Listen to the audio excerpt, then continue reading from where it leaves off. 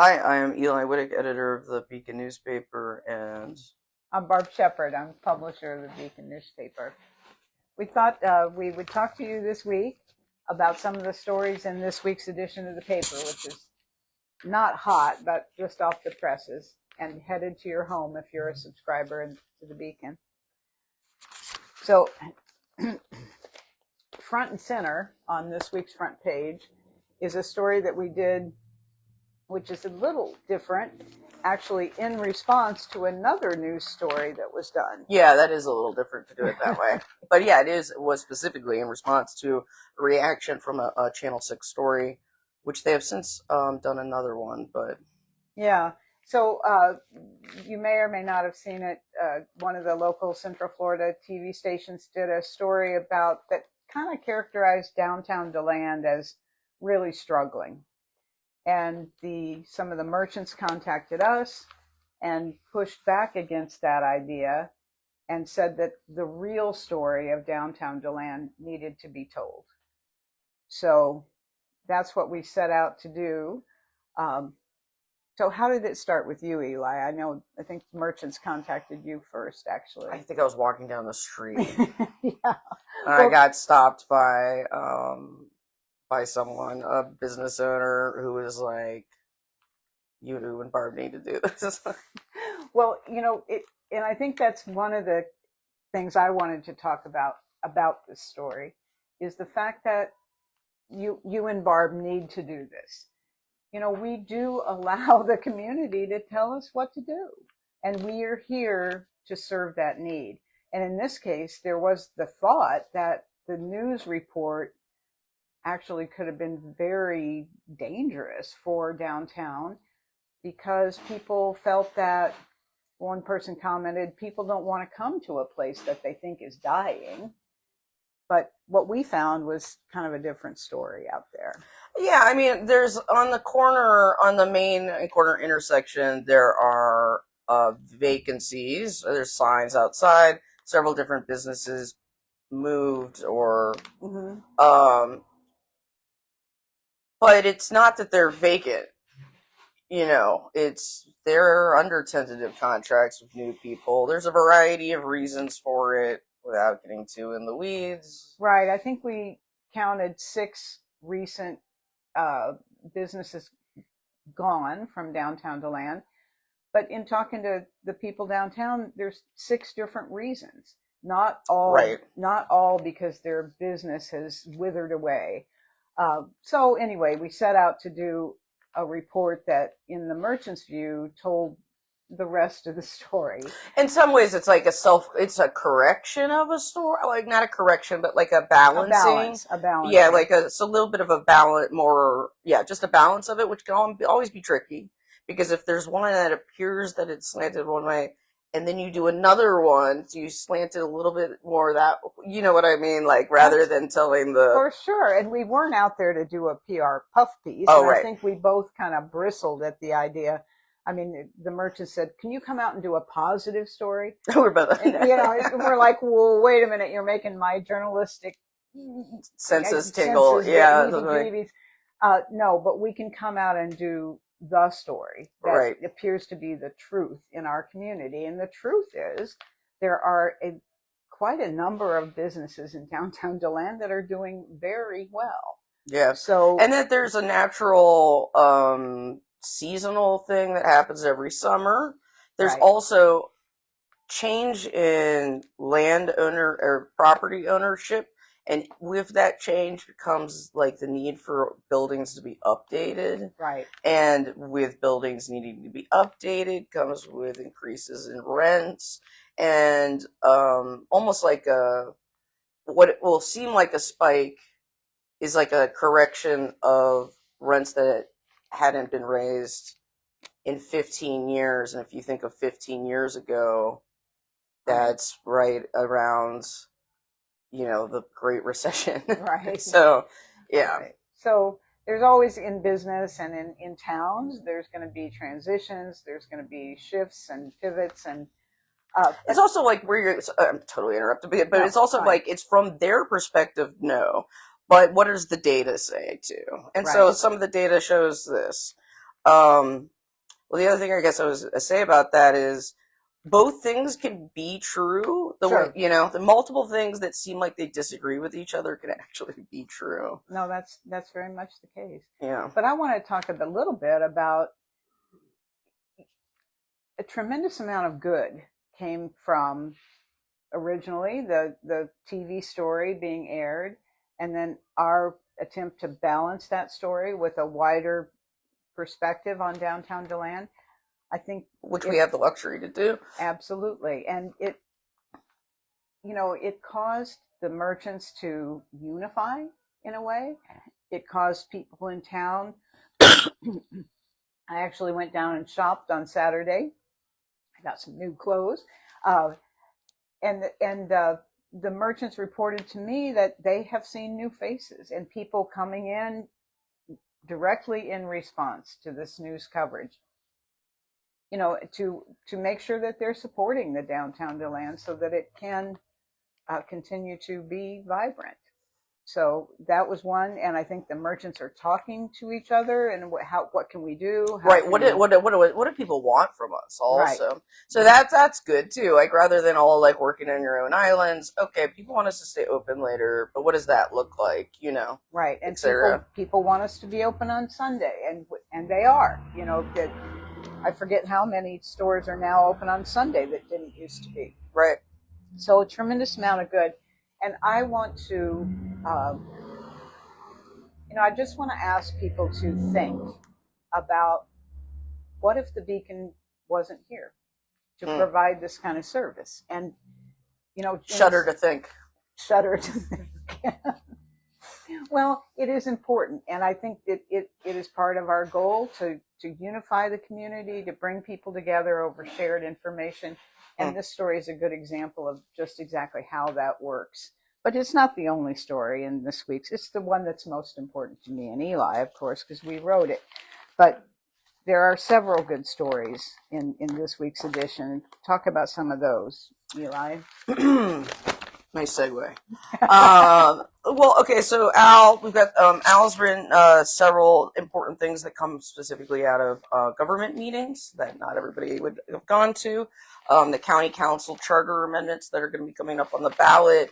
Amendment 5 is certainly the one. It's Amendment 5, isn't it? Yeah, is certainly the one that is the most talked about, which is about most controversial, I think. Controversial, right? And talked about, which is about conservation land and what the county can do with it. And so the Charter Review Committee suggested requiring a supermajority. The council then, some members of the council suggested even making it stronger, which would actually require 2 ballot initiatives. Similar initiatives. And the county council suggested amendment would have required a unanimous vote. And this would be in order to do anything other than continue to preserve conservation land.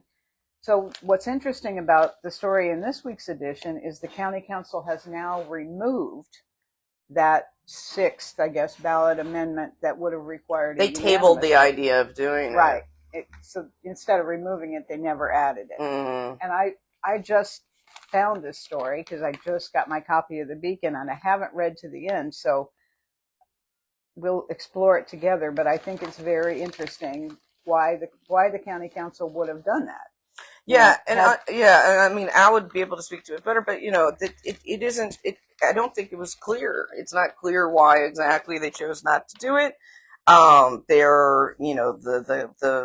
There was kind of 2 different, a majority and a minority on the county. Yeah.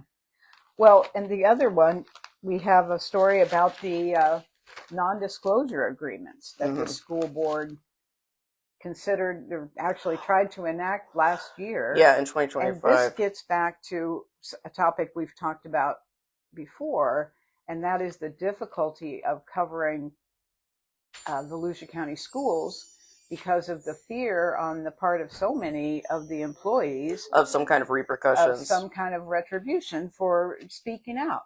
And so anyway, what happened, you'll find it in the story on your front page of your Beacon this week, the NDAs didn't fly, and the state actually ended up passing a law that protects school board members and I guess employees too Employees too from having to sign. NDAs, non-disclosure agreements. And the strange thing about this NDA, I thought, was that they made it, they prohibited employees from talking about financial information from the school district. Now, that financial information It's public record. It's public record. It's protected as a public record by law. This is taxpayer money.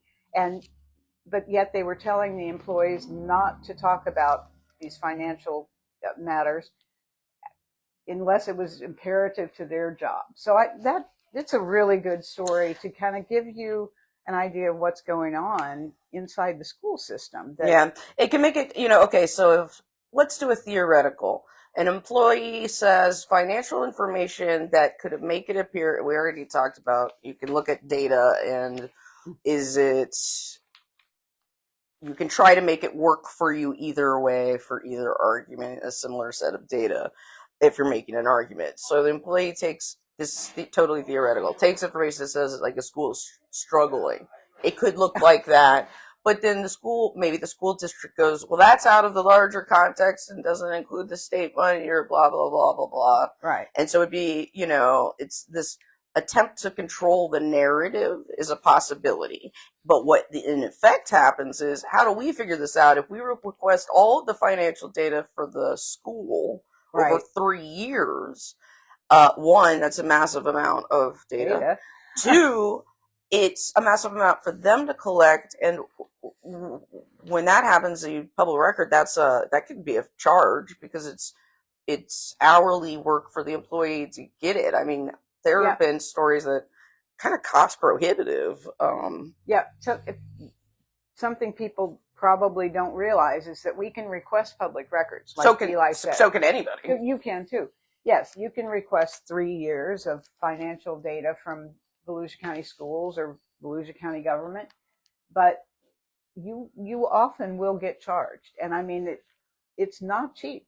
Several $100s, for example, to produce data that is public information. So that's one of the struggles we have sometimes behind the scenes, that we simply cannot afford to get the data that we need to report a particular story. But, if we did have 3 years of financial data from Volusia County Schools, big pile of paper and data, we would need to speak with someone. Experts, multiple experts. To get that interpreted. We're not accounting geniuses. So to get the story right, and then would we call and try to speak with someone about that financial information, and oops, they're prohibited from sharing that with us. That's a very difficult thing. And it makes me feel like my local school system is not being transparent. And that's not a good feeling. Yeah. Yeah. So in this instance, there isn't a byline, particularly it's by Beacon staff for the same reasons they were talking about before of, fear of repercussions. Interesting. So, yep. Building costs rise in Deltona. Right. Now, you look at the lead on that, on the second there. Impact fees, yes, may increase to 73% higher than current. 73% higher impact fees. And I've just gotten my paper. I haven't read the story, but I'm wondering if the Deltona City Commission is preparing for a huge decrease in property taxes because of the ballot initiative that you're going to find on the ballot in November. This is the major topic. You'll find several different opinions on it on our opinions page. Right. And honestly, I probably could have filled 3 pages with opinions, even if it was only on property tax. This is the story that all of the governments are talking about. That's right. And theoretically bracing for, which is a severe reduction in property taxes. Yeah, I think there's probably very little chance that this is not going to pass at the polls. I think most people will view it as, hey, this is an opportunity for me to save a little money on my property taxes. Who votes on right. Who would vote for more taxes? Right. So the governments, like Eli said, are all preparing for this reduction. What it would actually do, I believe, in the first phase is increase the homestead exemption from $25,000 or $50,000 to $250,000. So all that property value in between, say, 50 and 250, there will be no taxes collected on that, property taxes. So this is going to severely reduce the income of local governments. And, we're headed into budget season. Yeah. So how do you plan for it? Right. But also, I mean, government bloated, these reductions. Right. Waste. Sure. But what is the impact smaller? What is the impact to Lake Helen, which has a $200 million budget, if and roads that need to be fixed. Right. And what is the impact to a renter of an apartment when the landlord, I mean, there's This is only to homesteaded properties. Yeah. So what you're getting at is the landlord now may get a tax increase because it's not a homesteaded property, but that's going to fall on the renters. And all the services where you call the city for electric, you call the city for water, a lot of that's paid through. So that you do have to find the money somewhere. So right. It's not like we can just afford to slash the police department in half and carry on. But so as these governments, all of them, like Helen, Deltona, DeBerry, go into budget season, we'll be there. Yeah. And we'll be telling you the story. This is going to be very, very important and very challenging. Yeah, it's an interesting proposal of property taxes. But what strikes me recently is the kind of unseen ripple effects. Sometimes laws get passed, and it sounds like a good idea, and then it's like, well, wait, it's gonna happen. But say what's the one where you could take a bit like property rezone industrial properties for housing. Right, the Senate Bill 180. Yeah, 180. Yeah, which passed, but then that led to some many lawsuits. Many things. But talking to say Main Street the Land, which is a nonprofit.